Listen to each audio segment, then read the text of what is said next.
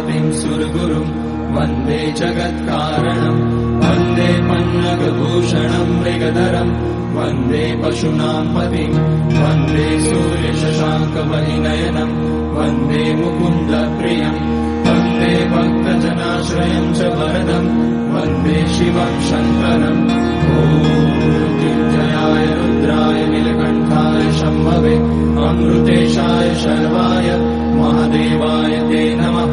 नमस्तेऽस्तु भगवन् विश्वेश्वराय महादेवाय त्र्यम्बकाय त्रिपुरान्तकाय त्रिकाग्निकालाय कालाग्निरुद्राय नीलकण्ठाय मृत्युञ्जयाय सर्वेश्वराय सदाशिवाय श्रीमान् महादेवाय नमः।